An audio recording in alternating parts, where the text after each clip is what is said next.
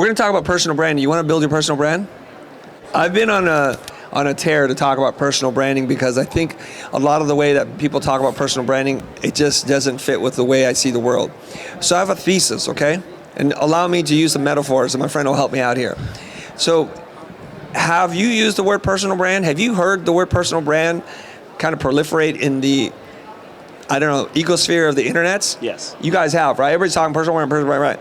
And I go and speak a lot, and I get to see other people talk about personal branding. And I feel like they've been all going to the same church of personal branding. They're preaching from the Vatican, I think. And the way they talk about personal branding is how to market, how to do sales, how to build a funnel, how to get more clients. Is that what you guys are seeing?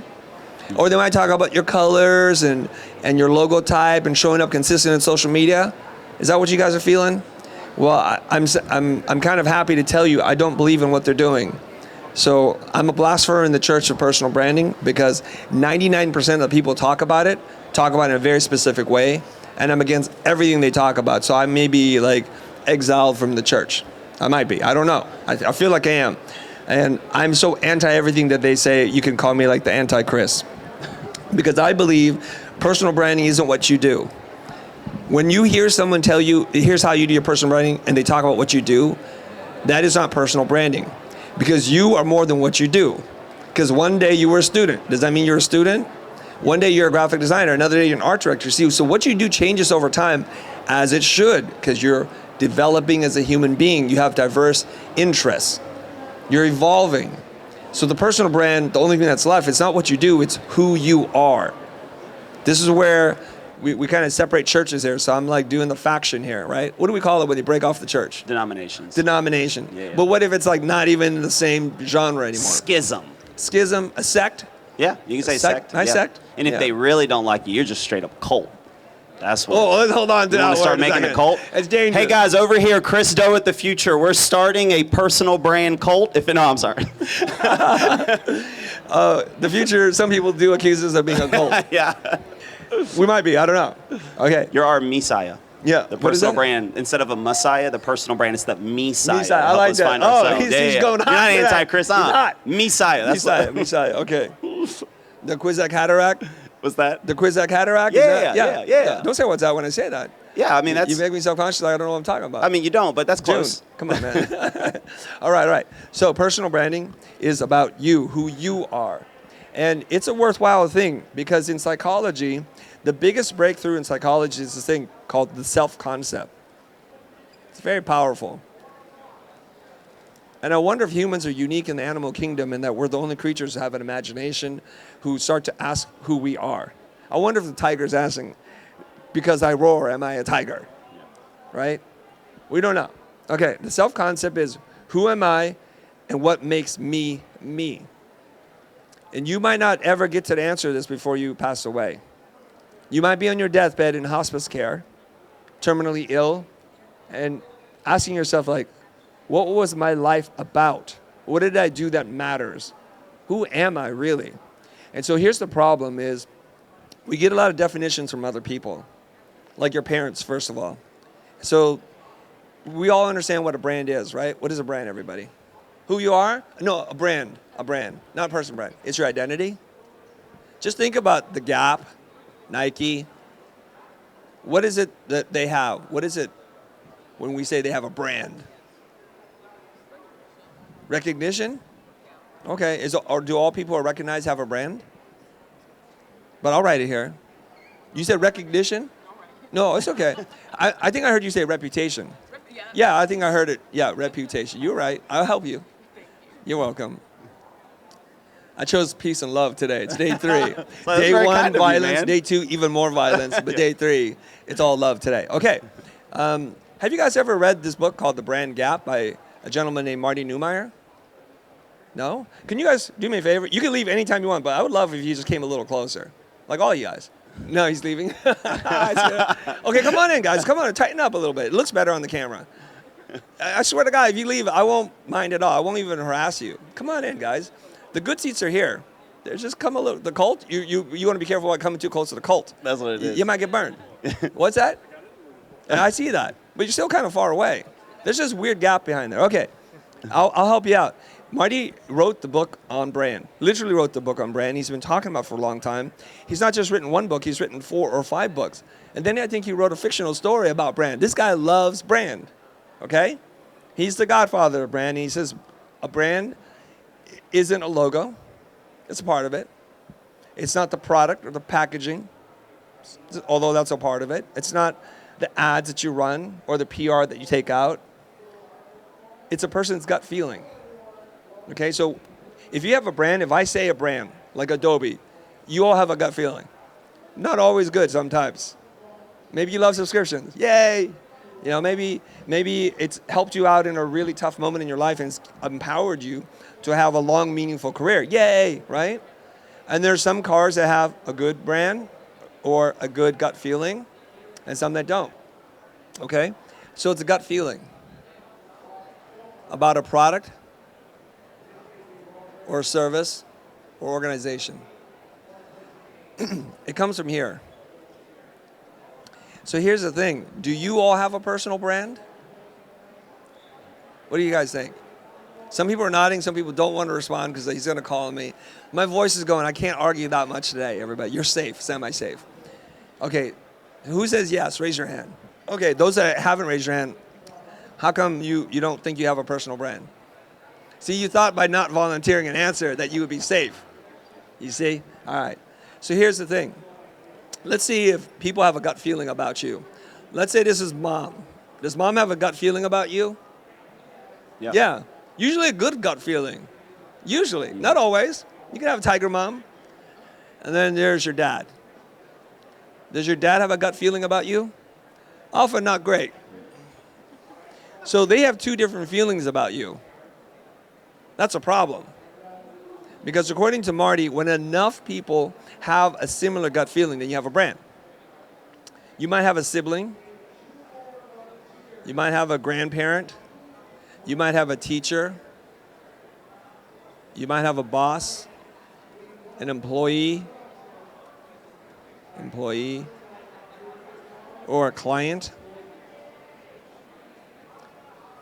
And they might have a different feeling about you. Now, I want you to just reflect on your own life. If you look at those feelings about you, are they consistent? Or are they all over the place? You know, like my mom always looks at me like I'm a kid. No matter what. I'm 52 years old. I'm still her little kid. Mm-hmm. She even calls me my nickname as kid, as small or tiny. That's what she calls me to this day, right?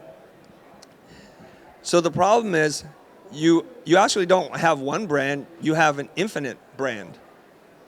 It's good and it's bad. So there's like this idea of the multiverse. There's an infinite number of versions of you depending on who shows up where. Like if you're religious, your pastor might have a different version of you. You're probably on your best behavior at church, I think. Right? But if you're playing video games online, you might have a whole different personality. Yeah, okay, now we go. Now we talking. I'm speaking your love language let's now. lean in. Yeah. So you might be swearing. You might be, oh, you mother effer, I'm going to kill you right now. I can't, you spawn killing me, right? I say that at church all the time. Wait, what? I'm sorry. We're talking about video games. Oh, okay, yeah. Okay, I'm back on. I'm back. All right. So it's this kind of fractured version of you. And I have a feeling as to why that is. It's because there's this real you, and there's this person that you pretend to be to different people to be loved, to be accepted, to be respected, to be liked. So you might be sitting there thinking, well, what the heck is the real me then? What is the real you? Do you know the real you? The real authentic you? Do you know what it is? I'm going to take this from you. What is the real you? Leandra? The real me. The real you, mic closer. The real me is no, I mean I know what my purpose in life is, but I don't know the real me. So you don't know the real you? No. Why are you nodding like I know the real me? Because I feel like I do, but well, then to tell me what it explain is. Well, you got to know it. You can explain it. The real me is family focused. The real me is wellness, health, beauty focused. The real me is loving. You only said positive things. You're only you're right. The real me can be mean. Well, why did you tell me that part? How are you mean? Tell me the ugly you. How I'm mean. because I get what I want. And so if I feel like I'm not, then I'm going to become that mean person. Or I'm also like, since I was born, I'll get it done. I'll work really hard to get whatever it Back is to done. positive. No, it's not You know what always it is? positive. Hold on. But I'm gonna do what I need to get that done. We're about So to see that's the real mean you in about a part. second. Just hang on, okay? You know what it's like? You're in an interview, like, what's the worst part of you? I work really hard. I'm a family person. Like, I care too much. Let's go real. You guys ever been in one of those corporate interviews and they ask you a stupid question, what don't you like about yourself? Or what's one of your things you really need to work on? You know, I just care too much. Like, shut up. I'm throwing up in my mouth right now. If you said that to me in an interview, I'm like, we're done. Can we just be real? Can you tell me one thing that's ugly about you? That you're like, I wish no one finds out about me, that I feel a little shame or guilt around? That's the real you, girl. No. Look at your face. It's already changing. You don't want to tell me? Oh, I can tell you, Tell but I me. don't think that's the real me. Why not? He said that's deep. Okay, so the thing that I'm most like shameful about? Not the most. Let's not go there. Let's just give me a baby one first. A baby one. Don't give me I work too hard again. That I'm a pit bull. You're a pit bull. Yeah. What does that mean? Like I'll come at your jugular. Like I'll Why? bite you. Why would you do that? I need to figure that out. I need to find out. Anger management? What do you mean? What would I need to do? It's undercover, so you won't know. Like, Let me ask you this question. What would Tate need to do to get you to get his jugular? That's Tate. Don't smile or like that. Come on. tell me that I did something wrong, because I work really hard to do everything right. So if he said, "Oh, you did this wrong," Holy then I'm cow. gonna have an essay about how I didn't do anything wrong. Okay, I need to take the mic from you before this gets violent. Here you go. Back to you. So if somebody were to tell you you did something wrong, you're going to tear them apart?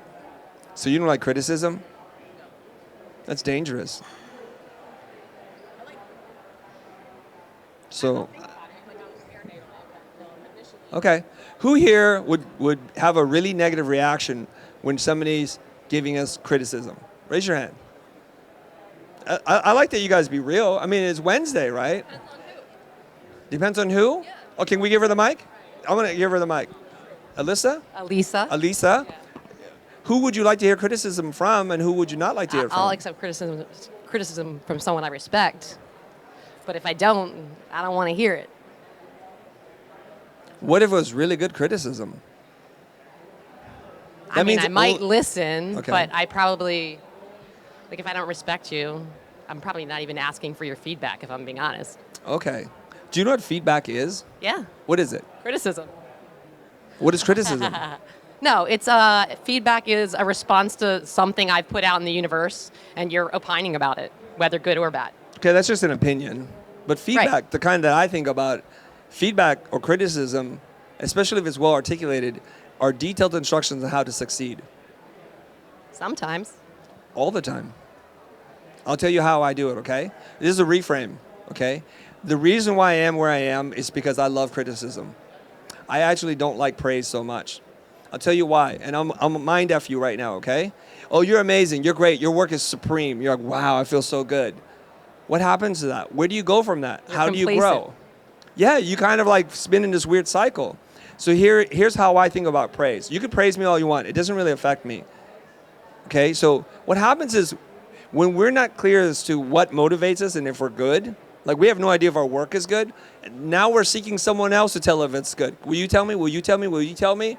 And we only want to hear from the people who affirm that it's good, so we shut down everybody else.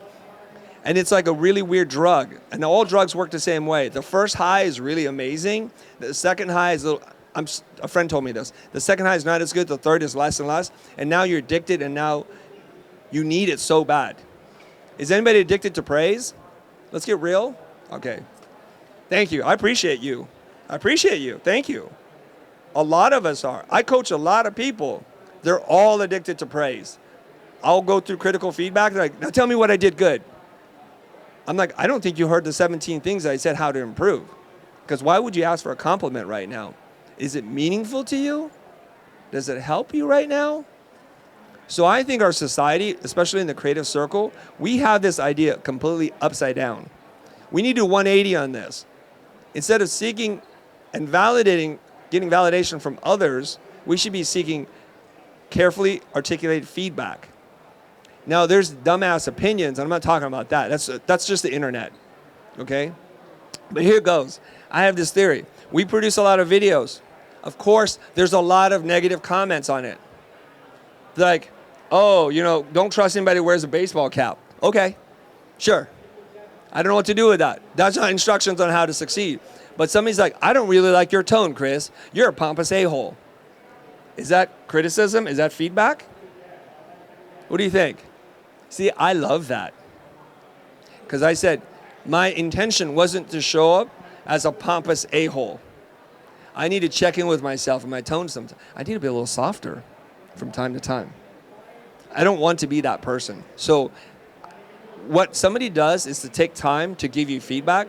Usually, even if it's the meanest feedback, I just type in, thank you for the feedback. I'm not saying it's good. I'm not saying it's bad. But thank you for giving me a point of information. I will do with it what as I need. So we'll have a different talk later about the shadow stuff, right? And the negative critical feedback that you're going to get. But if you continue to run away from that, I don't think you will grow as fast as you can, okay? Every failure is an opportunity in disguise. It's a lesson, and it's the tuition you pay for success, okay? All right, so what's up? Oh, can you guys take a step forward, please? Thank you. Alyssa? Elisa, God darn it, Elisa. Please come in. We don't want the fire marshal to get upset at us. Okay. Anyways, so we've established that basically a brand is a gut feeling. There's infinite versions of these feelings about you. And when enough people come to a similar gut feeling, it is said that you have a brand. What that number is kind of arbitrary. It's a little subjective, okay? If 70% of you thought I was a certain way, I'm like, that is my brand. It could be good, it could be bad, but it is what it is. And I'm okay with it either way, all right? So we have to start to figure out who are we, and part of that is we look at almost all the positive stuff because we want to be admired. We almost always hide the negative stuff, the skeletons in the closet. Carl Jung calls this the shadow self, the part that makes you uncomfortable, that makes you nervous or anxious. You might feel guilt or shame around talking about. For me, I kind of think about it like this. The real authentic you is the you that shows up when no one's watching. You're in your underwear, you're eating a cold 3-day pizza. It might be bad, it might not. You're still eating it. You haven't washed your hair, and you're kind of ugly in that moment. Physically, not inside. That's the real you. Thankfully, none of you showed up like that today. Well, maybe one. I'm just kidding. I'm just kidding, guys. All right, just making sure you're paying attention, all right? So the gap between these 2 points determines how real or how authentic you are, right? Because we live in this Photoshop life. We live in this highly curated world where we only show the best parts. I'm on vacation, happy marriage, perfect kids. That ain't real. That's who you keep putting out there. And the weird thing is most of us put out content to build a genuine, meaningful connection with a bunch of strangers. It's how we build trust at scale. But what you're doing is dishonest, inauthentic, not genuine. What's happening with your account? You guys getting a lot of engagement? I mean, rappers even talk about that. Show me your stretch marks. Show me what is real, okay? Now, I'm not saying you go out there and be your unfiltered self all the time. So I'm not even suggesting it's possible for this person to show up all the time. But what we want to do is we want to close this gap. So it's as small as possible. That's it. And how small is up to each one of us, our own level of comfort, the inner work we've done, okay? And I think Jason had said this, to be different, you just need to be you. To stand out, you just need to be you. To be memorable, you just need to be you. And so I have this idea, it's called you to the power of you. The more you are, the more powerful you become on an exponential scale. The problem is most of us are pretending to be someone else. That's the problem. All right, that's my thesis, and I want to talk to you about that, okay? Now, a buddy of mine, his name is Vin Zhang. Has anybody heard of Vin Zhang, an Aussie? He does a lot of communications and storytelling. He said something I thought was really awesome. He said, why do we tell stories? Do you know why we tell stories? If you don't know, I'd like a guess from you. But anybody who knows that answer, please don't ruin it for everybody else. Why do we tell stories? We love stories. Stories are the operating system of the human mind. Stories are the first things that we know how to do, the first form of communication. And stories is big business. Look at Hollywood. Look at best-selling novels. When we talk to someone, the only thing we can really remember is a story. All of your memories are stories with an emotion. So we understand stories are really important. But why do we tell stories? Connection. To build a connection? Mm-hmm. Yes. Can you expand on that? Today we can use more words. Yesterday we kept it short. Sure. Yeah. To, I don't know, maybe feel validated, feel heard, to find a similar point in whoever you're sharing that story with, a deeper bond. Okay. We tell stories to feel heard. Mm-hmm. Yes. That's real interesting. I didn't think about that. Do you guys tell story to be heard? I thought that when the other person listens to you, feel heard. I think that's a part of it, but if they What don't if I have don't any- listen to you? if Tell they- me your story. I'm going to go over here. Do you feel heard? No, but you haven't heard this. You haven't given Right, me the right. So opportunity the to do telling that. the story So doesn't- the connection comes first before Okay. being heard. You're right on some of the points, okay? So here's the thing. When we tell our story, other people get to identify with you.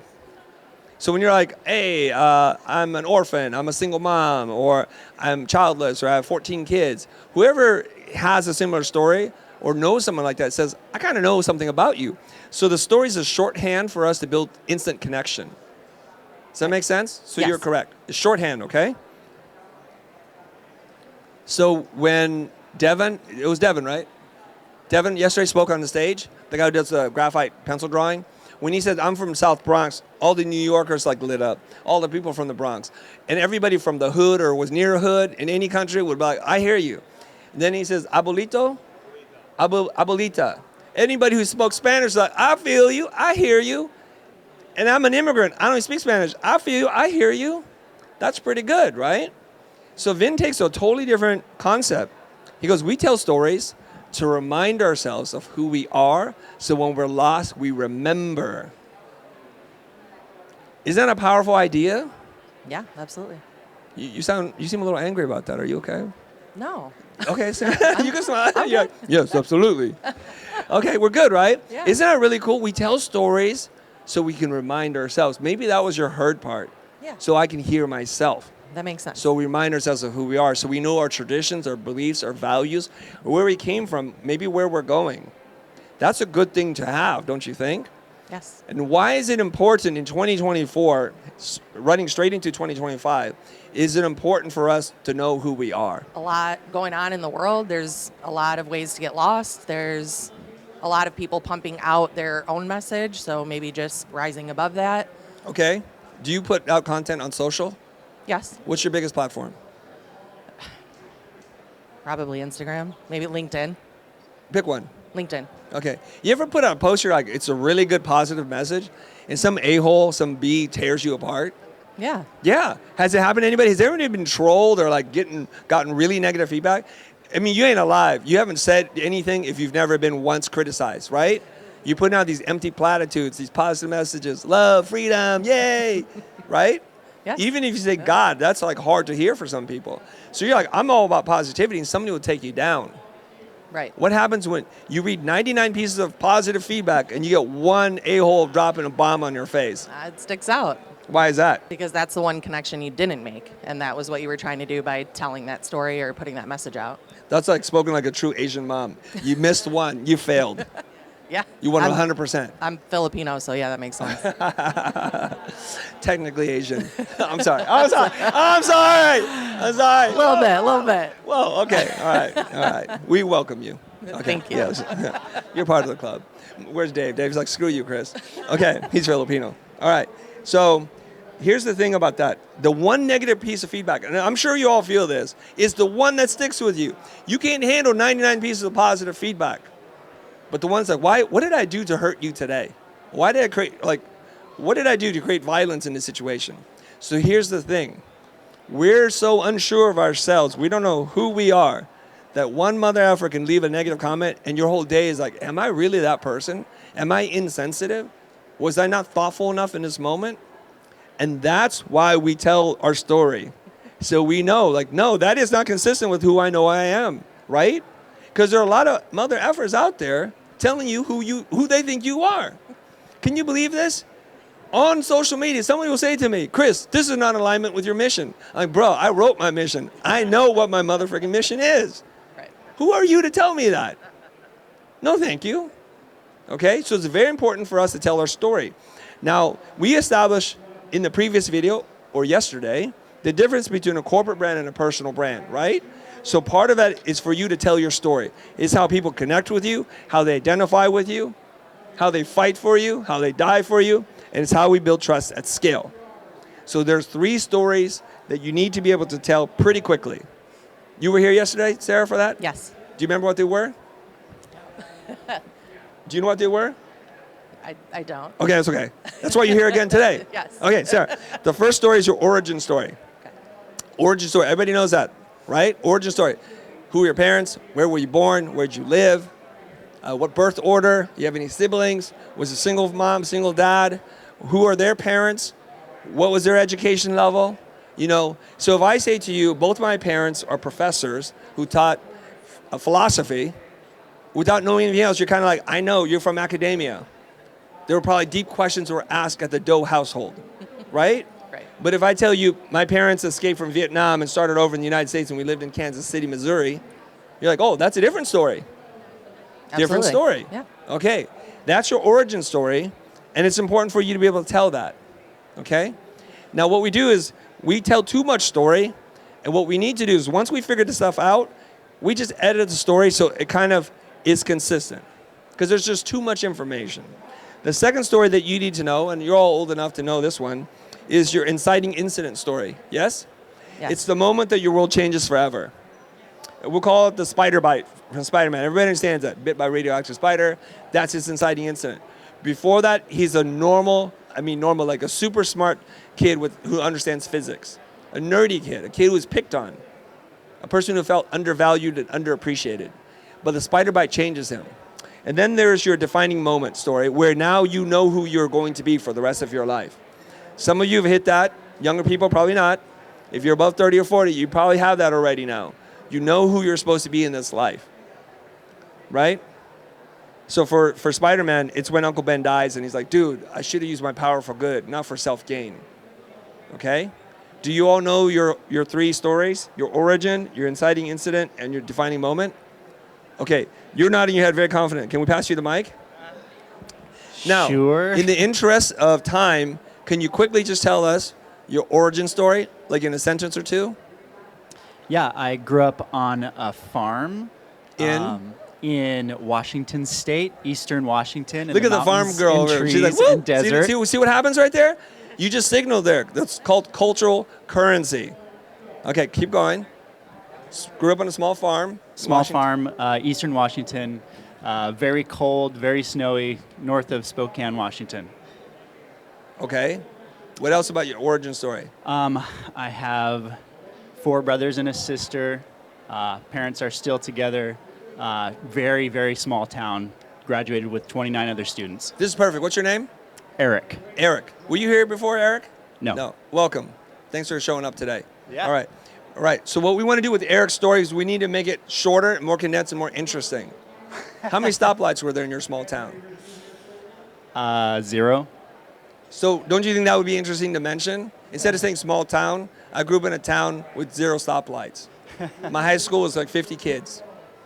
Now we know how small it is. So specific details communicate much faster than I grew up in a small town in Eastern Washington.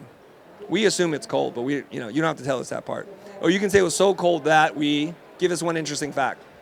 It was so cold that it was below 30 and we had to heat my engine up with an electric device before I could start it one morning. Give us a really weird fact. It's so cold, a personal fact. You know anything as a kid is so cold that our icicles had icicles or something? So cold that you do not want to put your tongue on anything metal outside or you will be stuck to it. All right. So that's your origin story, and we can do that. What is your inciting incident story? The moment that your world changes. There's the ordinary world, and now we're never the same again. It usually has something to do with what you're doing now. It's a clue. I thought you knew these stories. Well, it would be the hardest part of my life. So it's a really deep story about brokenness from my family, my son and my daughter, and my ex-wife. So it would be that brokenness of separation and darkness for a time, and then actually finding God in a whole new way. Okay. So the thing that precedes the finding God is your family's broken apart. Yes. Okay. Then what's the moment in your life where you now know what you need to be doing with the rest of your life? Through that brokenness, finding peace and hope and love. It's a moment in a parking lot of darkness and weeping on my knees and asking God to lift off the burden and the crushing weight of the world, and having him do that in a moment. Okay. How close together were these two moments in time? I mean, they're within months. Okay. Usually these things are pretty far apart, typically speaking, because we want you to be lost in the desert for a while. We want you to suffer through trials and tribulations. And then finally the answer's revealed to you. If it was like, see you later, honey, God, peace. It's not a very interesting story, okay? So it's something like that. Does that make sense? Yeah. Okay. So then what happens is once you know these three stories, the rest of your life, we go through trials and tribulations, which in Joseph Campbell's Hero's Journey might be referred to as the relapse and the redemption story, how we struggle, okay? So let's say you struggled with alcohol abuse. Maybe you're an alcoholic. I'm not saying you are. No, I was not. I'm just saying. Tay might be, but not you, okay? So you're never not an alcoholic anymore, right?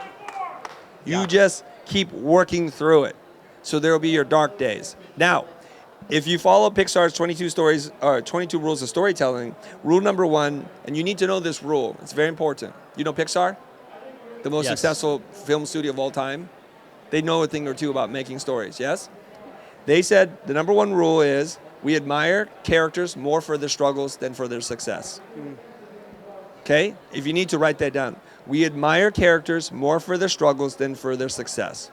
What is Pixar's first official theatrical release? Do you know? Yeah, wasn't it Toy Story? It's Toy Story. Who's the main character? Woody. Is he a perfect character? No. Why is he not a perfect character? What are his character flaws?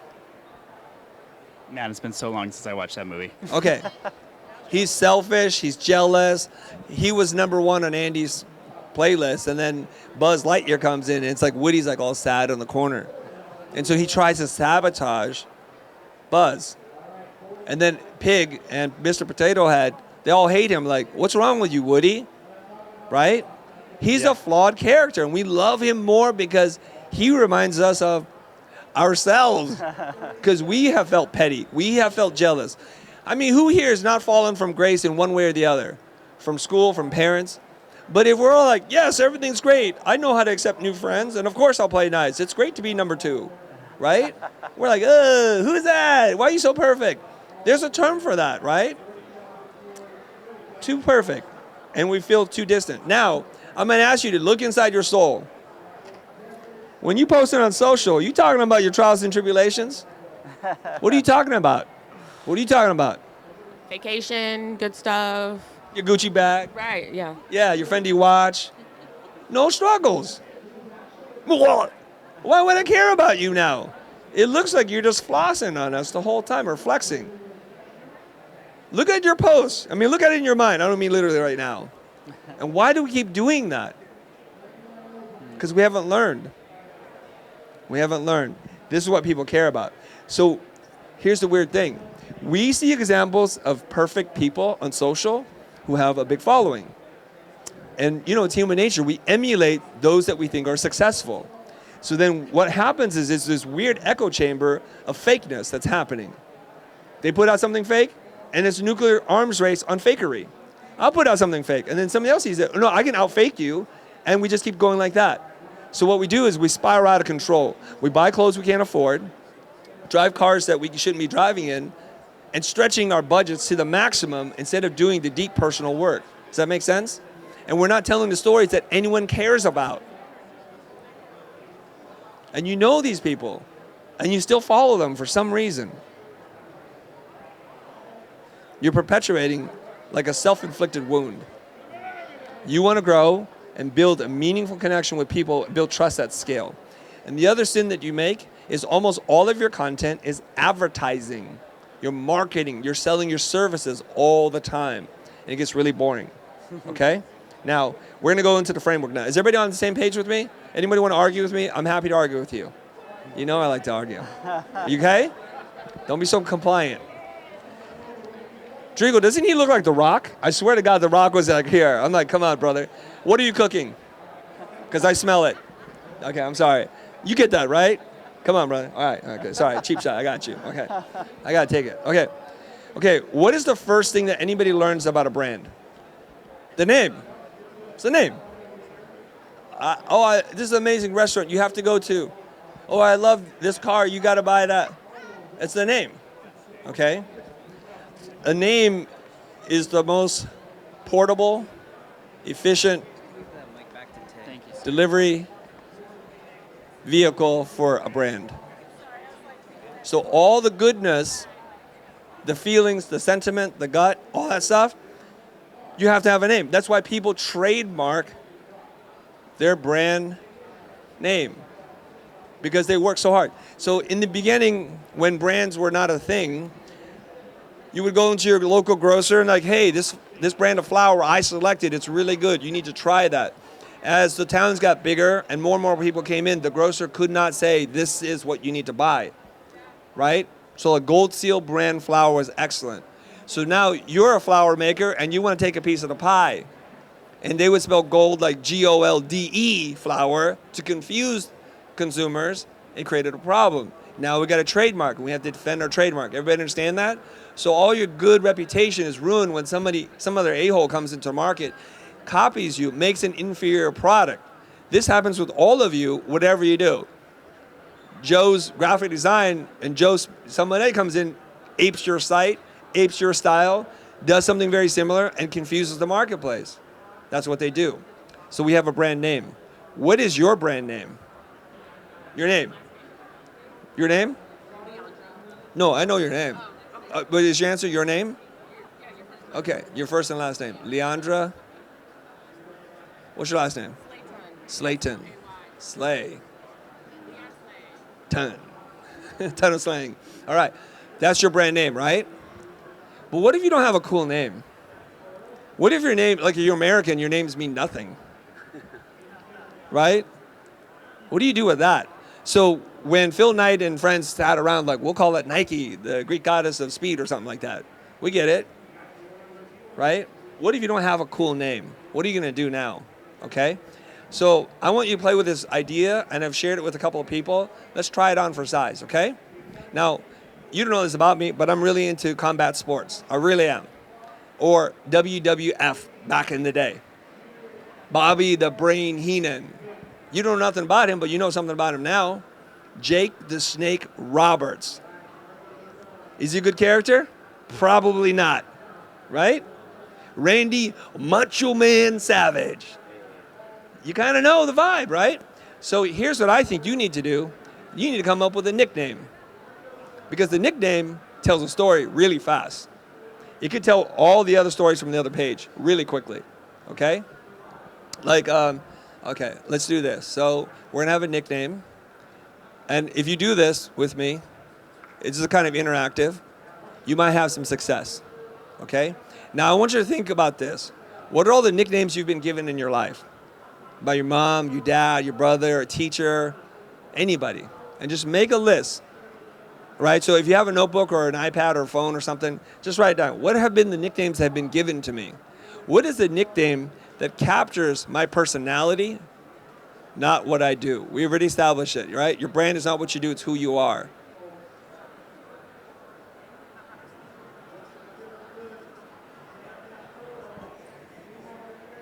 Now you might not have any nicknames. Does anybody here not have a nickname? Okay, I'll work with you, okay? Now what you're gonna say is like, what is my personality like? When you ask your friends, how would they describe you? what would they say? What is your name? Hazel? What would they say about you, Hazel? Let's work together. I don't know Hazel. Do I know you?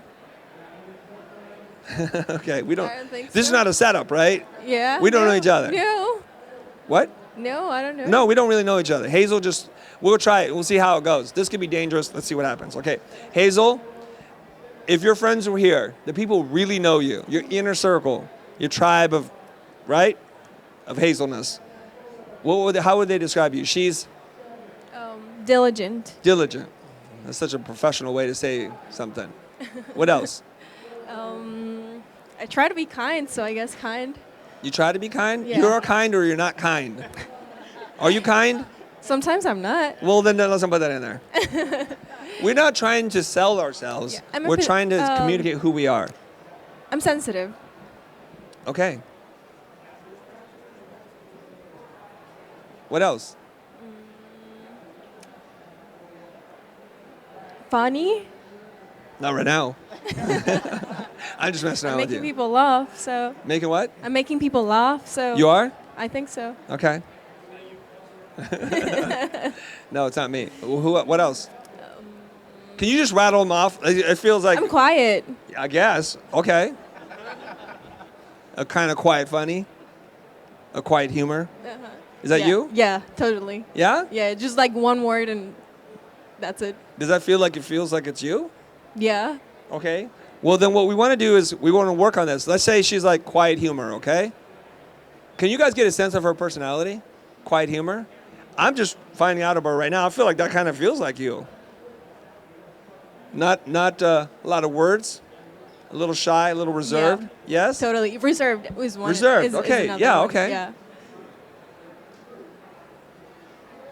Okay, so what you want to do is you want to come up with as many names as possible, and you want to try and see if there's a funnier, weirder way of saying it so it's more unique and memorable. That's what we're trying to do, okay? Now, is there a character in fiction or in real life that kind of captures who you are? Lisa Simpson. You came up with that fast. Yeah. Yeah, when You knew that. when I see her, like, yeah, that's me. Okay, this is good. Okay. Do you guys know who Lisa Simpson is? She's artistic, intelligent, overlooked most of the time, right? Underappreciated, and she is the smartest one in the family. And she follows rules and she tries to do well. She's like mindful. That's me. That's you? Yeah, totally. That's really great. Now, of all those words that I said, which one feels most like you? Overlooked. Overlooked. Yeah, because I'm kind of shy, so I don't like speak up too much, and like, Okay. like Oh, okay. it's probably my fault Oh, sometimes. I got it. You're under the radar. Yeah, totally. Okay. We might get somewhere here. So let me see your name again. Hazel. I need to see all of Oh. it. O-R-O-S. Okay, Oros. Hazel. O-R-O-S, right? Yes. So, of the things that we said, what could your nickname be? I say hazelnut sometimes. Hazelnut? Yeah, just because it's. Because you you're know. crazy? No. No, just because hazelnut, that's it. Are you following this exercise at all? Tay? That's how I call Tay's gonna come in myself. here and like whoop some sense into you in a second. Is it? We came up with all these words. She goes, "What's your nickname be?" Nut. She said Nutella. Yeah. Come on. Like, I have no idea. I've been trying to come up with like a nickname like during. Tay, help me out before I go crazy. Yeah, so, I mean, give you my thoughts or reframe the question? Oh, okay, got it. Yeah, so essentially, based on all the stuff that's listed up here, using Lisa Simpson, using quiet humor, reserved funny, what do you feel like the nickname could be based on that? And I guess just shoot for something. If you think of something that's really clever, that's fine. But I even think just starting with something that could even just be simple or clear, and then we can try to work on the cleverness of it, right? So what do you think?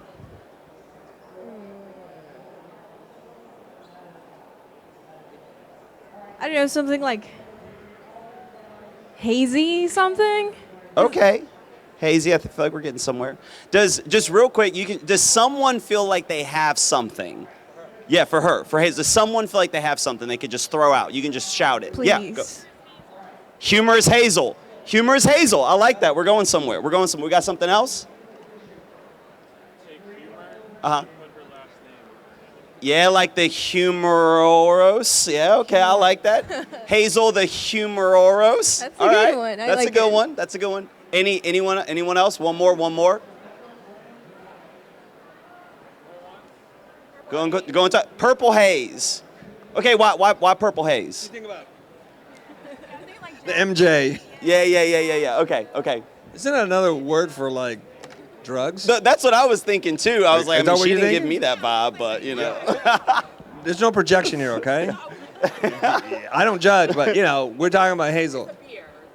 Oh, okay. Oh, that's true. That's true. And a beat of Purple Haze. Yeah. Okay. Okay, I already see a problem. She said, I most identify with Lisa Simpson. And then she's like, forgot about that whole thing, went back to nut and being clever. You know what's wrong with creative people? They like being clever more than doing the right thing. Like I got a really cool hidden logo idea. I'm like, what's that got to do with my business? Nothing. Go with truth. Yep. Truth should supersede wit. We'll get to witty later. Yep. Because it's supposed to capture who you are as a human. Are you nutty? I know you think you're humorous, but I'm going to challenge you later that maybe that might not be your most shining strength. Okay? The one that reveals your character, your personality. Because when you say Hazelnut Simpson, that ain't working at all. Is Lisa Simpson humorous? Not deliberately. She's pretty pragmatic. She compromises. She's a kind of a good facilitator of things. Why don't we bring the personality into it? The reason why I brought Tay up here is like, we have all these words and ideas and you just threw them all out and just went with your own plan. Pretty typical of the last 2 days. Yeah. No matter how hard I try to lead you to water, the horse like, I don't want that water, bro. Give me that mud. Okay? So I know that the clever designers are humorous. I get it. You're so clever. I thought that was good. It is very good. Chops. No, it is really good, except for it's not her. So we should go for truth. Yeah. Right? Like, you know how Jake Paul, you know what Jake Paul's nickname is? The problem child. Do you know who Jake Paul is? He's Logan Paul's younger brother. He's trash-talking, crazy guy, boxer. Do you know what that says? Like, do you need to know any more about him? You know he's the problem child. There's this guy, his name is Conor McGregor. What is his nickname? Notorious. He's not trying to be pretty. He's just trying to be real. You know what Evander Holyfield's nickname is? The real deal, Holyfield. Right? Because in the Olympics, he got a raw deal. So that tells a story. Humorous tells me no story about you. That's the problem. Make sense? So what you want to do is work on this, okay? And then it's easy if we can find an avatar, because it's easier for us to think about someone or something. And then what's really cool, if we had to describe Lisa Simpson's voice, how would you describe it? Not literally how it sounds, but the tone of it. How would you describe it? Okay, I'll come back.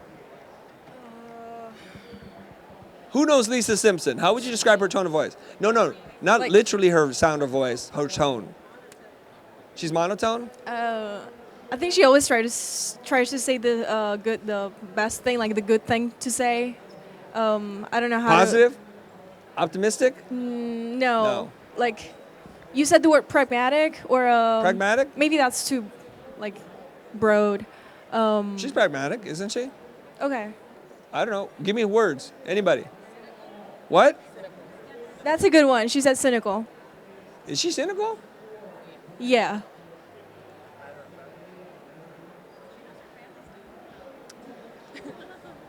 I'll write it because you guys say it. Dave Katagi, where are you? Chat Dave. Is he here? Dave, can you find out on GPT what Lisa Simpson's tone of voice is? Thank you, sir. Normally, Dave would already be on it, and he would shout it out to me, but he must be busy making friends over there. Okay, we'll move on from that, okay? You know what a credo is? Something that you believe on. You what? Believe. Yes. So it's just a bunch of I believe In. statements, okay? I believe. Can you fill it in for us? I believe in what? I'm idealist. I believe in a better world. You believe in what? A better world. Well, who doesn't believe in a better world? Tell me something you really believe. Something Okay, I might believe- want to fight you on. Uh, It's okay. You don't have something? no. Dave, what's her tone of voice? Can you give him the mic, please? So Lisa Simpson is intellectual and articulate, thoughtful and reflective, earnest and sincere. Oh, yeah, Ernest. Yeah. Socially aware and justice driven. Yes. Oh, my God. The GPTs are so good. Justice driven? Compassionate and empathetic. Okay. Yes? Okay, no more, no more. Okay, great. Thank you. Compassionate, empathetic. Does that sound like Lisa Simpson? We're cynical. I told you guys were wrong. Thanks, Dave, for getting my back. Finally, there's justice in it. No, just kidding. Okay, so she's justice aware, socially aware, or compassionate, empathetic, earnest, sincere, thoughtful, articulate, intellectual. Is that you? Not right now. But it probably is you, though, right? Or you identify at least with that, okay? So when we're talking about building a personal brand, if we can just figure out a short 2 to 3 word nickname that's a container for a story or a reveal of our personality, we've done our job. We don't want to be clever, okay? And then what you do is try to think of an avatar. Avatars are really powerful. When you think about Starbucks avatar is so powerful they don't need words anymore, right? And if I do this, if I can do this correctly, sorry, I did that poorly, you think Coca-Cola. Like icons and avatars are so powerful because they transcend language. I can't draw Colonel Sanders, but if I did, you would know, right? And if I could draw the shield cross of Harley Davidson, you kind of would know. So graphic designers know all these things, but we never, ever, rarely apply it to ourselves. So what we got to do is learn to apply the tool set they're training and apply it to ourselves. So a buddy of mine, his name is Trevor York. And you know, Trevor's like a really, like he means well. He's a man of faith. He has a family. He loves his wife and kid. But he is always overlooked. Always overlooked. Because he's a good wingman. He's a second player. He's in the shadows, behind the scenes, doing stuff. Right? And he would come on stage and he would be self-deprecating. He's like, God, you know, even my kid would vote for the other guy. Right? And he owns that personality. So I'm like, Trevor, your nickname is No Love. It's just no love. Because you get no love, man. No matter what. Okay? And he's like, oh, Chris, I don't know. I don't know if I like that. I'm like, I don't care if you like it. It's who you are. And you could totally lean into this no love. You know what the funny, most hilarious thing is? I was making fun of his lack of fashion sense. And he goes out into the crowd of 1,000 people. They're all his friends. And one of them comes up. He's like, Tanner, your fashion sense is good. And he comes back. He's like, dude, he's trying to lift me up. He called me by the wrong name. My name is Trevor. You see how true his no love thing is? So we kept talking like, who's your avatar, Trevor? He's like, I don't know. I'm like, Charlie Brown. Charlie Brown has no love. Or Rodney Dangerfield, no respect. And you can own that. So imagine if Trevor walked around, this is Trevor, with a jacket on, right? And it had that little Charlie Brown squiggle on a yellow shirt.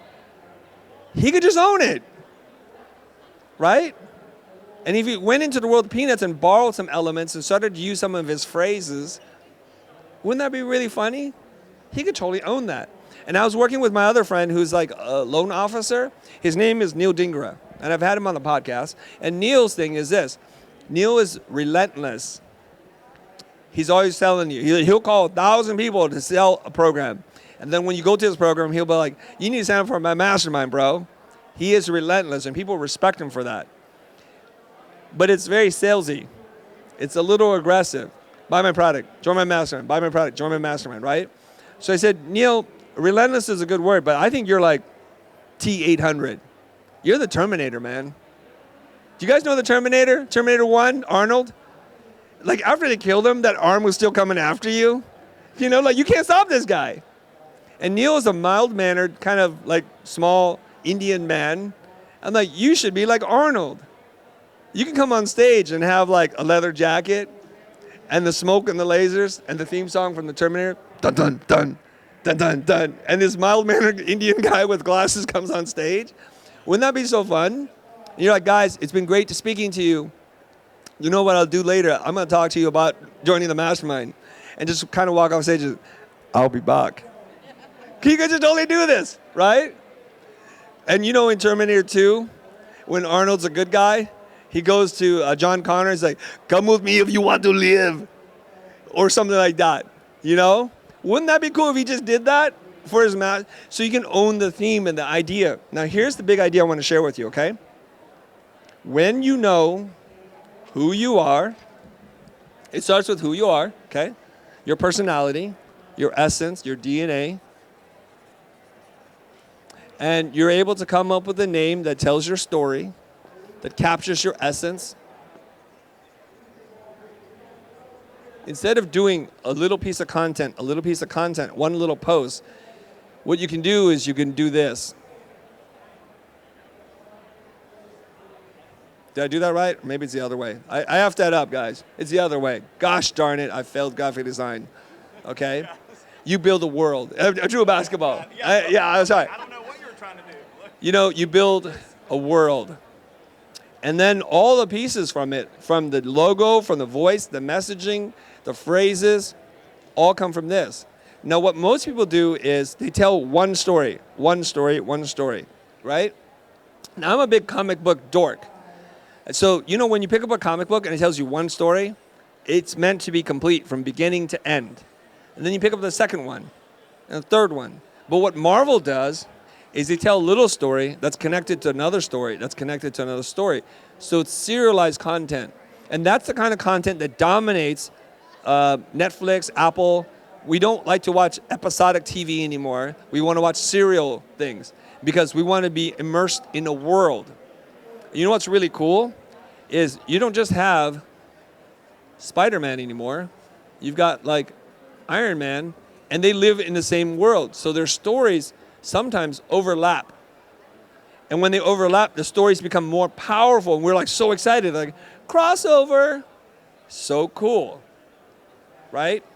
Now DC's had a really hard time in the theaters of building worlds. They can't even build a franchise.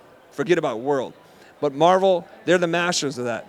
And you know, the Lord of the Rings, you know what Tolkien did, J.R.R. Tolkien? The reason why he's so celebrated and loved?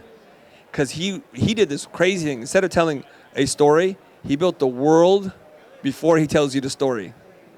So it's all grounded. They all know each other. They've seen things together.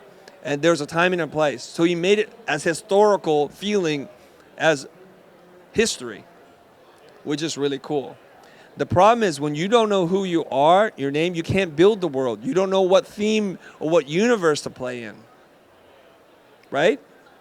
So you make one piece of content. Today I'll post something about struggle. Tomorrow it's like, look at me, I'm eating here, I'm at Max. There's no through line. So what you're doing is you're creating episodic content versus serialized to build worlds. So this is what's really cool in the creator space, which I guess that's what I'm part of now. Okay, this is the really cool part. And this happens in the comic book world. Let's pretend this is the universe of Chris. And I've been telling my story. I've been building my world. I know who I am. I know how to show up. And then Neil starts doing this whole Terminator thing. And then Trevor builds his no love thing. He builds his world. And when the worlds cross over, the fans are so happy, like, oh my God, the two people I didn't know could get together, got together. Isn't that super cool? So recently, I did an episode with a guy named Morgan J., who's a comedian, auto-tune comedian. He's so freaking funny. And then it pops up on YouTube with no announcement or fanfare, and the fans are like, I didn't know I needed this collab, and it's happening. My two people are together. Auto-tune comedian, business guy, together. We build worlds. Now, who here would love to collaborate with one of their biggest fans, who they're like a fan of, like an idol icon? You would, right? Here's the problem. This is how this works. This is their world. This is yours because you tell episodic stuff. Do you think they want to work with you? They don't know who you are. You know why? Because you don't know who you are. That's the problem. But you know what? You come in, you build your world. They're like, wow, we need to do a collab. There needs to be a crossover. And this works not just in fiction or in personal branding, it works in the real world. I'll give you the example and I'll end this, okay? You know there's a brand called Supreme? They do streetwear, right? Really hot at one point, not so hot anymore. And Supreme did this collab with LV. Supreme brought street aesthetic and a different audience, their world, into the luxury fashion world, the high end. And that collaboration to this day is one of the hottest things those two companies have done. Because I did some research, or a friend told me, you can buy a raincoat from LV for probably about $3,000. You can buy a Supreme raincoat right now for like probably $1,000, maybe less. But the Supreme LV collab is like $10,000. That's the power of collaboration. The back catalog of the pieces they made together go in the black market on multiples more than what you bought it for. Isn't that wild? LV is an established fashion house, the world's biggest fashion brand. Supreme had its peak, and then they're in their decline. But when they came together at the peak of both hype, they did something wonderful. It's really cool. So do you think you would want to build your world, tell your story, and figure out your personal brand? So we got to get over our head. We got to stop pretending. We got to start getting real. Okay? We good? Chris, what do you think from all of this? What would be the one piece of content that when we leave here today that we can post to start building this world in our social media? You can't. Okay. What can you do? Okay, we have a couple of videos online that you need to watch and kind of slowly process this. I'm just jamming, freestyling with you guys right now, making up stuff as I go. There are a couple of videos you can watch, and you need to process this. I am working on, this is not a plug, I'm sorry. I'm working on a workbook that will take you through it step by step, but I don't have that done right now. It will be done, okay? And that's a workbook that's a companion to the things I'm saying in the videos that you watch. I'm thinking about selling for $25. PDF, you download it, you work through it. Hopefully that starts you, okay? But I'm going to tell you something real quick, okay, if you don't mind. The 3 stories that I mentioned, I'll show you what they look like, okay? Real quick. Now, we go through phases in our life. I think the first phase of our life, maybe up into our 40s, is about making a living. And many of you are in that phase, right? I'm trying to make a living doing the thing that I love. And I exist to help you make a living doing what you love, whether it's writing stuff or whatever it is, or videos or photos, right? The second half of your life, instead of making a living, I think you try to work towards making a difference. That's the phase that I'm on. So between my 40s and 50s, I'm trying to make a difference in the world. All right? And so I have this big shift in my life. Instead of making commercials and music videos, I want to go all in on education and help others achieve their dream. That's how I want to be remembered and to like leave an imprint that the world is a little bit better than the way I found it. Make sense? So the story that I tell, and I have 3 stories, I'm going to show you really quickly how you can do this on your own. I don't mean to say it's easy to do, but I want to show you it's not as complicated as you think. I feel like if I give you the recipe, you're not going to become a master chef, but you might make something that sort of resembles the thing that you saw in the photo. And that's going to have to be good enough for a session like this. Make sense? Okay, here we go. Now, I have titles for all my stories, and it's important that you have a title so that you can tell it quickly or you can tell the expanded version. I could take an hour, I could take 2 minutes, or I can take 20 seconds. The first one is called From Saigon to Santa Monica. I can tell you the entire story or parts of the story, and you know something has happened, the 2 S's. From Saigon to Santa Monica, okay? My inciting incident, it's just a bunch of names, okay? It's a name of Rudy, Brad, and Dean. And I'll tell you what that means. Rudy's the high school wrestling coach that my brother was on the team for. He introduced me to Brad. He says, your brother's a creative guy, isn't he? Does he want to work at a silk screening shop? So my brother tells me, who's my younger brother. I go and meet Brad. Brad gives me my first job doing a semi-creative thing. I was a production artist for his silk screening shop. Brad sends me to pick up typesetting from Dean on the very first Macintosh computer ever. I don't even know what typesetting is. I've seen the Mac, but I don't know anything about it. Mac Paint. I go to Dean, and I see and meet for the first time in my life a real life, full-time independent business owner who does graphic design. My world is rocked. I knew from that point forward, I'm going to be a graphic designer. And that's what I wind up doing into my 40s. Make sense, everybody? That's the moment where I leave the ordinary world into the new world, and I literally walked across the threshold. It's called crossing the threshold, from his hallway into his studio, which was the most amazing thing I'd ever seen at that point in my life. Because prior to that, I've never met a real-life graphic designer before. But as you know, that's not what I do today. So the defining moment are the 2 J's in my life. The 2 J's. See the 3 titles? From Saigon to Santa Monica, Rudy, Brad, and Dean, and the 2 J's. The first J is my wife. Her name is Jessie. And the second J is my friend. His name is Jose. The 2 J's. So Jessie goes to class with me, and she sees how passionate I am about teaching, and she asks this really hard question that no man wants to hear from his wife. She says, I feel this is a waste of your talent and your energy. I believe you can reach a lot more people than this. I don't hear it like that, though. You know? I hear it like, you're not living up to your potential. Why can't you do more or better? I'm like, damn it. I love teaching. Don't take this away from me. So it takes me a year before I meet Jose. And when I say meet, I've known him for 20 years. But he comes out of the woodwork, out of the blue, and says, hey, we should make YouTube videos together. I'm like, screw that. That's the dumbest thing I've ever heard in my life. Why would any professional want to get on YouTube? What idiot would do that? Look at the foresight of me, right? And he didn't take no for an answer. He didn't force me to, but he does something that every mentor does for their friend or their mentee. He says to me, and this is very important, I know you don't want to be on camera, but I'm not going to do this without you. You have to not be behind camera. You have to be in front of camera. Here's the thing. I'll do all the talking. You only talk when you feel comfortable enough to talk. And that's the most generous offer he gave to me, which is a person who needed that as an introvert. So for the first few episodes, I just sat there like a brick. Not the cool brick, just a brick. Not a supreme one, just a brick. And eventually, I learned how to move my mouth and say things. And then, fast forward 10 years later, here I am just saying things all the time to all people in violent ways. So that's my defining moment, right? The introvert who struggles with self-acceptance, being in front of people, being in the spotlight, is learning how to deal with this. And so what happens here is the trials and tribulations are just different stages in different places and different expectations. I'm still struggling. I'm still working through it. I'm still sweaty, still have diarrhea.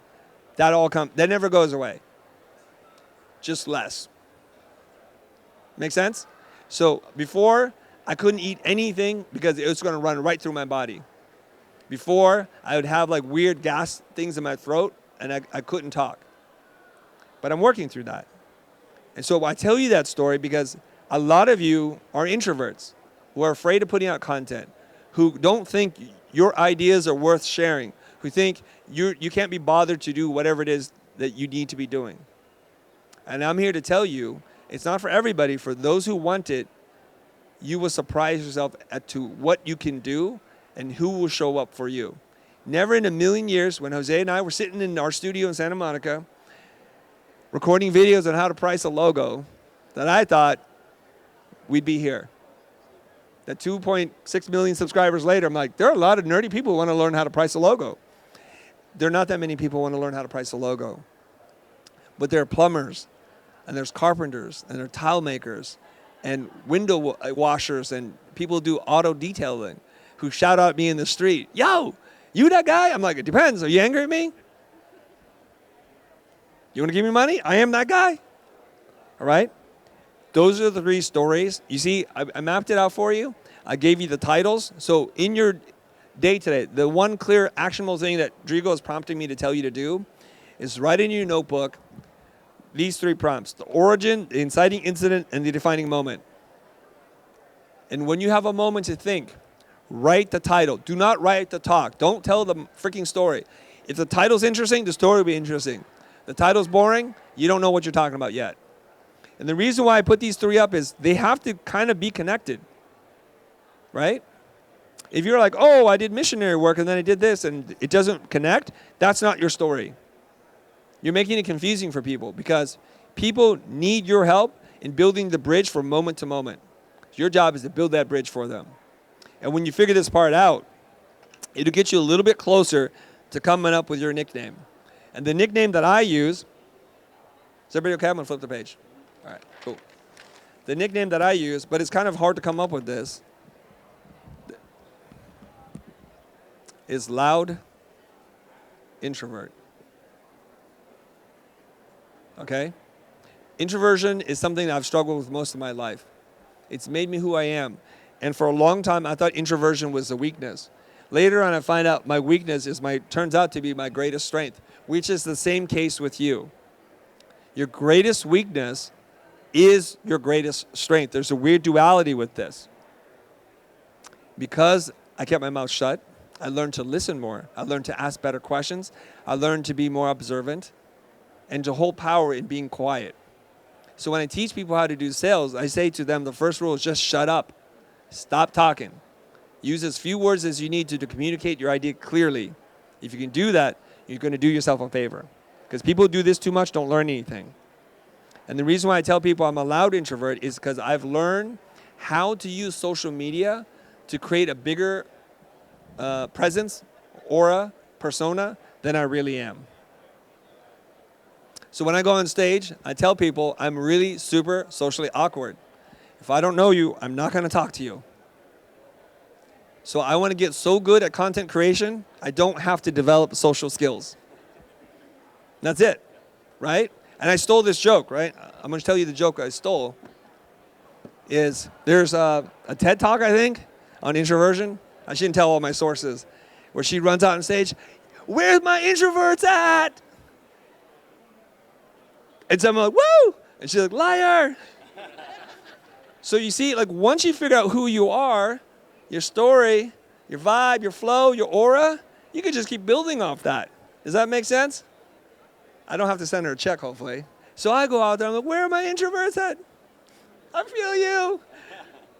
And nobody raises their hand. I'm like, perfect, you're all introverts. Right? So no matter what they do, there's a joke in there somewhere. Yeah? And you know what's really cool? I had to come up with this because my students just did not believe I was introverted. Like many of you sitting here like, that guy ain't introverted. What is he doing?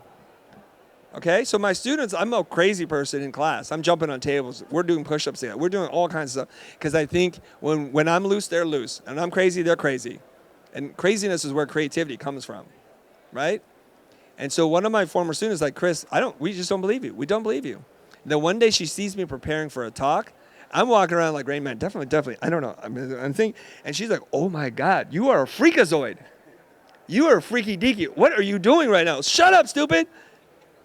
Snap out of it. And so one of my interns writes me a beautiful note. And she puts it in my bag. I don't even know what's in my bag. So I'm in, where am I? I'm in Albuquerque? No, where's not Santa Fe. I'm in Santa Fe, about to give a talk. My heart's pounding out of my chest. I see that the card is there, and I look at it. I won't tell you what the card said, but it almost made me cry. I'm like, people care about me, God dang it. They know how hard this is. And I went out and did my thing. This is what I struggle with, right? And so there's another comedian who does jokes with flowcharts. It's freaking ridiculous. I stole his joke too. It's pretty good. So you see, I'm looking for things that work for me. All the weird introverted tricks that can make you a little bit louder than you are in life. The cool thing is, once I figure this out, I get on podcasts and people are like, Chris, what is the loud introvert? I get to tell that story. So when you are able to figure out your thing, or when Trevor is like, yo, no love? Let me tell you that story. It's an invitation to find out more. It's a clue as to who you are. So once again, don't worry about being clever. Okay? Be worried about being true, sincere, and reveal something of yourself. The more you can reveal yourself, the more people can say, not only do I see you, but I see me in you. That's how we connect. Yeah? You guys were at the inspiration talks yesterday? The inspiration keynotes?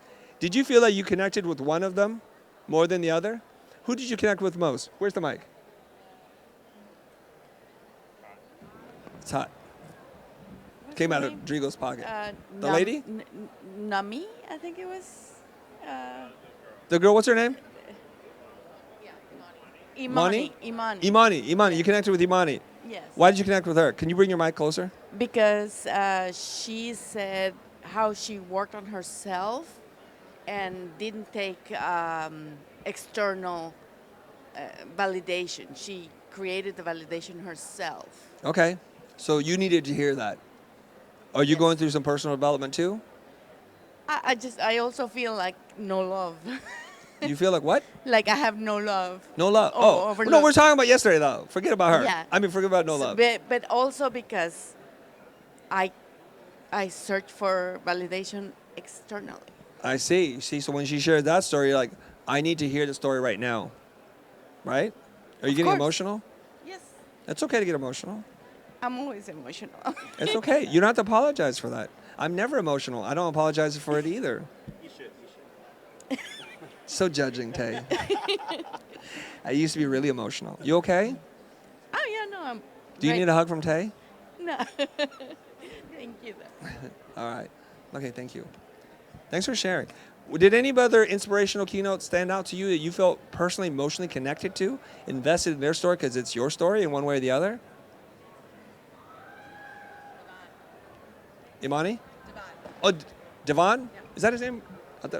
Devon? Devon, okay. Yeah. What was it about it? He said that he got rejected from the art high school. Perfect, stop there. Yeah. Were you rejected out of school? Not rejected out of school, but I had a professor tell me I was never going to be a designer. Okay. This is a universal story, guys. Are you getting emotional too? Maybe. I think you are. I know. Is there an shaky. eyelash in your eye? Yeah. It's a little dusty in here. I know. No. Okay. So what Devon did for a lot of people, because we've all been rejected one way or the other. Some other effort told us, you can't do this. And so whether we won or not, because he won, we're like, there's hope for all of us. So what we're trying to do in this human experience is to connect with people in a real way. Yeah? Tell me what you're feeling right now. Overwhelmed. Right now? Well, yeah, I'm on the spot. What did Tay do to you? Tay, what are you doing to people? Do you need a hug from Tay? I mean, I could always use a hug from Tay. Okay. Well, hey. Whoa. All right. Okay. So here's the weird thing. I'm just going to say this. I'm going to get fired right now. Amy, close your ears. Amy, walk away from this booth. Do you find it awkward how corporate presentations are? I'm not saying any person. And I can't stay awake. But when you tell me a real human story, I'm like, I'm feeling something. Yeah. And I wish when whoever steps up on stage, that they would just let go of this idea of perfection and just try to relate to me as a human. Yeah. But they're so worried about being perfect. And that's what corporate America does to you. When did you write your talk? Is every word perfect? Are all your T's crossed and your I's dotted? Did you run this through legal to make sure we can say this in this sequence? Do you feel that way? I do. But maybe I'm more sensitive than the rest of you. Or somebody's running on stage and like, how we doing, Max? They didn't do it quite like that, but I'm like, I ain't feeling that. Why are you yelling at me? What did I do? You know? Well, I wish somebody would just come up on stage like, I'm scared out of my mind to see all these eyes looking right back at me. Because last year, I was where you are. Can I tell you how I got here? Just have a real conversation. You know, I was in Newcastle, Newcastle in the UK. And it was a marketing conference, and they asked me to talk about sales. I mean, sure you don't want to talk about branding or something? You're like, no, talk about sales. To marketers. And I sat in the audience for 2 or 3 talks, and they were screaming and bouncing off the walls. And I started, I'm in the wrong conference. Does somebody want their money back? Because I want to go home right now. They were literally like, yo, we can do this. And just walking across the stage like, no, we can't. We cannot do this. We cannot. Why did they book me? And you know what was creeping in my mind to Imposter, which I'm setting you up for? I was like, I was the last replacement speaker. I was on my flight home, and Amy sends me an email. I had just come back from a long trip. Sends me an email. You want to go to Newcastle to speak? Their main speaker had a family emergency. I'm like, are they going to pay the bill? Amy's like, yes. So I touched down in LA, kissed my wife, take out all my dirty laundry, put it in a new bag, and I'm back on a plane again. And I'm out there. It's so last replacement. There's a sticker over the other speaker's face, and, and my face is on it. That's how bad it is. So I'm like, my whole mind is like, I wasn't supposed to be here. And then when I show up, it is pretty clear to me, I'm not supposed to be here. Every speaker is like so crazy. I'm like, oh my God. I'm like, I got to get out of here. It's short-circuiting my introversion. I got to go into a room and be by myself. I worked on my deck. I go up on stage, and I'm just me. I'm doing my thing. I'm like, I'm sorry, guys. I'm not going to yell at you. That's not who I am. I just do my thing. And I assumed everyone is an extrovert. And I asked them, who's introverted here? I'm just curious if anybody is like me here. And the majority of them raised their hands. To my surprise, or to my surprise. So I walk out after the talk, and a bunch of people came up to me. You know what they said? Thank God you're not yelling at us. All they were doing the entire time was yelling at us. And I was like, thank God I'm all right with this. You see how the imposter monster comes out, and you're like, it's telling you all these weird things that are just not true? And they're like, you were the perfect way to end this conference because we needed a break from that. Let's party. That's what they said. You know, so just want to let you know, when you're out there telling your story, well, it's not here, but your story, lean into that part. And the thing is, these are universal stories of hope, of broken relationships, of rejection, someone not believing in you, someone believing in you, even when you didn't believe in you. That's really cool, right?